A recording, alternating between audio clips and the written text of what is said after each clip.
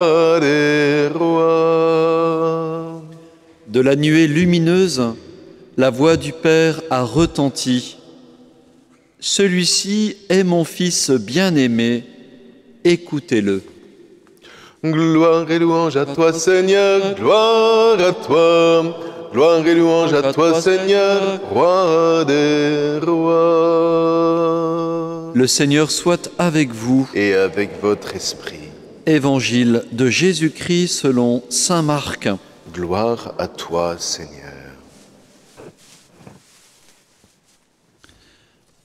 En ce temps-là, Jésus prit avec lui Pierre, Jacques et Jean, et il les emmena, eux seuls, à l'écart sur une haute montagne. Et il fut transfiguré devant eux. Ses vêtements devinrent resplendissants, d'une blancheur telle que personne sur terre ne peut obtenir une blancheur pareille. Élie leur apparut avec Moïse, et tous deux s'entretenaient avec Jésus. Pierre alors prend la parole et il dit à Jésus, « Rabbi, il est bon que nous soyons ici.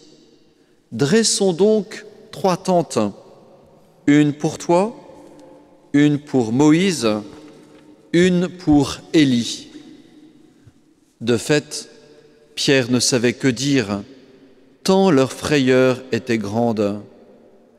Survint une nuée qui les couvrit de son ombre, et de la nuée une voix se fit entendre, « Celui-ci est mon Fils bien-aimé, écoutez-le. » Soudain, regardant tout autour, ils ne virent plus que Jésus seul avec eux.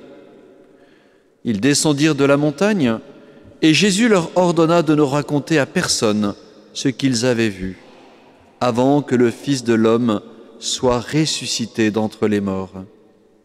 Et ils restèrent fermement attachés à cette parole, tout en se demandant entre eux ce que voulait dire « ressuscité d'entre les morts ».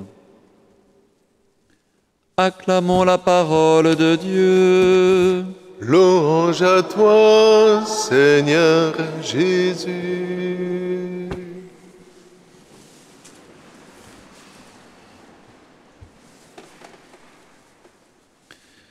Nous poursuivons notre cheminement de Carême.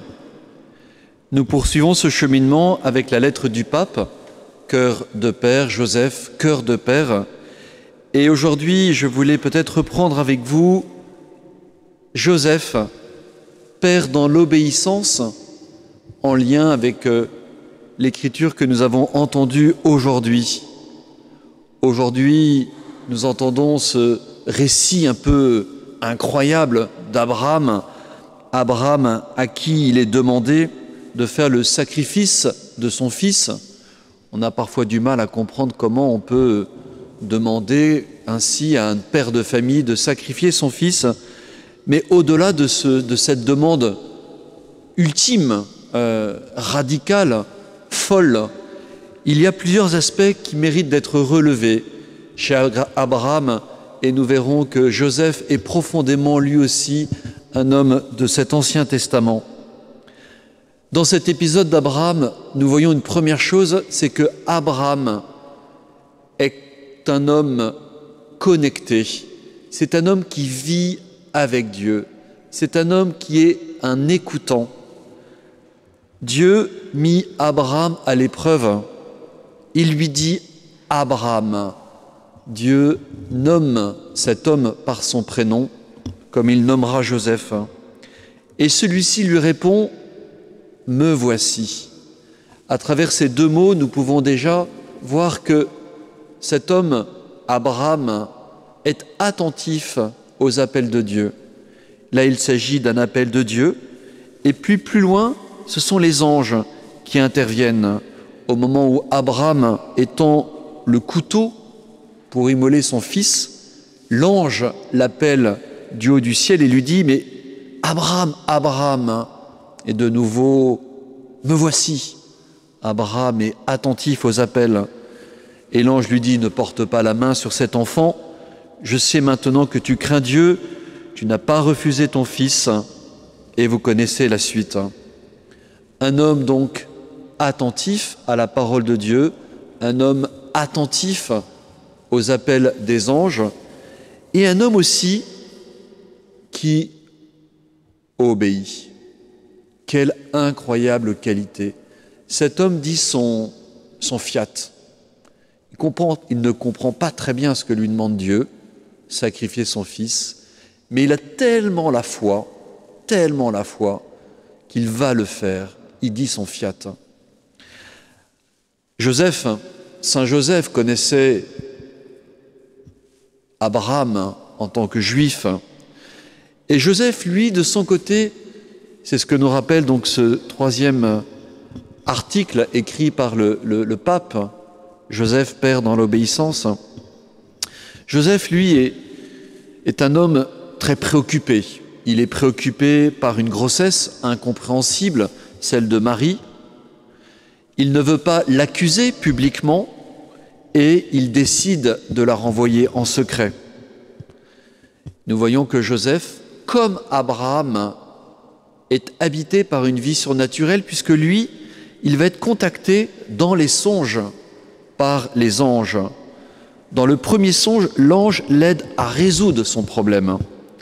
Ne crains pas, Joseph, de prendre chez toi Marie, ton épouse, puisque l'enfant qui est engendré en elle vient de l'Esprit Saint. Elle enfantera un fils, tu lui donneras le nom de Jésus, car c'est lui qui sauvera son peuple de ses péchés. L'ange lui parle comme l'ange a parlé à Abraham. Et nous voyons que la réponse de Joseph, comme Abraham, est une réponse immédiate. Joseph se réveille, il fait ce que l'ange du Seigneur lui avait prescrit. Et ainsi, grâce à cette obéissance, Joseph surmonte le drame de cette grossesse dont il n'est pas l'auteur et il sauve Marie. Imaginez un instant que Abraham ait dit non à Dieu.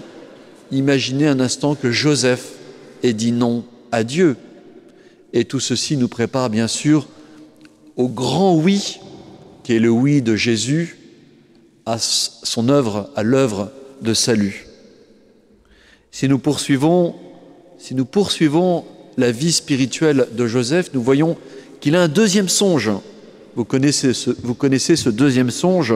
L'ange demande à Joseph, « Lève-toi, prends l'enfant et sa mère, fuis en Égypte, reste là-bas jusqu'à ce que je t'avertisse. » Vous voyez, Joseph, de nouveau, n'hésite pas à obéir, sans se poser de questions sur les difficultés qu'il va rencontrer.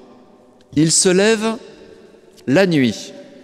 Il prit l'enfant et sa mère et se retira en Égypte, où il reste jusqu'à la mort d'Égypte. Enfin, troisième fois, le messager divin, comme pour Abraham, le messager divin lui ordonne à un moment donné de se lever et de retourner en terre d'Israël. Une fois de plus, Joseph obéit. Il répond sans hésiter, il prend l'enfant et sa mère, il rentre dans le pays d'Israël. Nous voyons à travers Abraham et à travers Joseph que l'un et l'autre sont des pères dans l'obéissance. L'obéissance au sens de l'écoute. Pour obéir, il faut pouvoir écouter. L'un et l'autre sont des hommes de Dieu qui écoutent la voix de Dieu, soit directement, soit à partir des anges, à partir des songes. Ils écoutent, ils ont l'oreille et le cœur ouverts. Et l'un et l'autre sont des hommes, on va dire, du fiat. Ils disent oui, du fiat. Fiat, il y a la foi. Ils obéissent, ils disent oui, ils se mettent en route. Ils ne comprennent pas tout, mais ils le font. Ainsi, nous voyons que dans chaque circonstance de sa vie, comme le rappelle le pape François, Joseph a su prononcer son fiat. Tout comme Marie à l'Annonciation, fiat, tout comme Jésus à Gethsémani, fiat. Jésus, et nous penchons avec lui sur ce magnifique épisode de la Transfiguration, vous aurez noté dans les bouquets de fleurs que sur la gauche, vous avez le bouquet qui représente le carême, vous voyez, avec un arbre, quelque chose d'un petit peu triste, et sur la droite, nous avons la belle lumière de la Transfiguration. Merci encore aux dames qui sont au fond et qui font les fleurs. Nous voyons que dans sa vie cachée à Nazareth, Jésus a reçu de Saint Joseph cet apprentissage à faire la volonté du Père. Joseph a été à l'école d'Abraham, Jésus a été à l'école de Joseph. L'Écriture sainte a été la nourriture de Saint Joseph. On peut dire que la vie à Nazareth a été aussi la nourriture quotidienne de Jésus. Ainsi, nous voyons que dans cet évangile de la Transfiguration, nous voyons un grand dialogue qui est le dialogue entre le Père et le Fils. De la voix lumineuse, la voix, il nous est précisé, du Père a retenti. Celui-ci est mon Fils bien-aimé, écoutez-le. Nous avons dans cette parole une parole extrêmement riche, chaque mot a une très grande puissance. L'évangéliste a précisé la voix du Père, il aurait pu mettre la voix de Dieu, c'est la voix du Père. C'est-à-dire que Jésus va pouvoir s'appuyer sur cette paternité, une paternité vivante, puisqu'ils sont en relation vivante, l'un et l'autre, le Père et le Fils. Il va s'appuyer sur cette paternité pour aller jusqu'au bout. Et cette parole extrêmement puissante, celui-ci, souvenez-vous que Dieu appelle Abraham par son prénom, celui-ci est mon, ce n'est pas rien, fils bien-aimé, écoutez-le. Et nous retrouvons en fait cet appel à l'obéissance, qui est un appel au fond à l'écoute. Écoutez-le.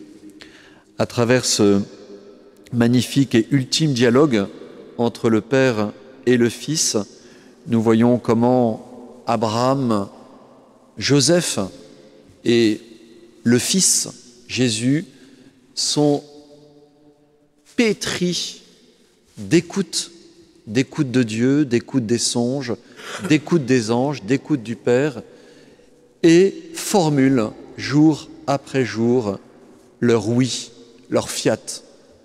Abraham, Joseph, Marie, Jésus. En conclusion, nous pouvons peut-être pour ce parcours de carême, ce deuxième dimanche, noter, et si vous avez de quoi écrire peut-être ces deux questions. Aujourd'hui, quel pas de plus je peux faire pour être à l'écoute de Dieu? Quel pas de plus je peux faire pour être à l'écoute de Dieu?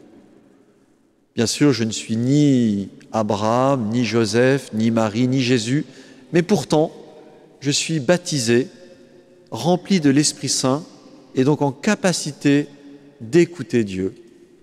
Quel pas de plus je peux faire pour écouter Dieu? Cela peut être une économie d'écran, de télévision, de téléphone portable, de temps perdu, pour relire la parole de Dieu. Et puis, quel est le fiat qu'avec Abraham et Joseph, quel est le fiat?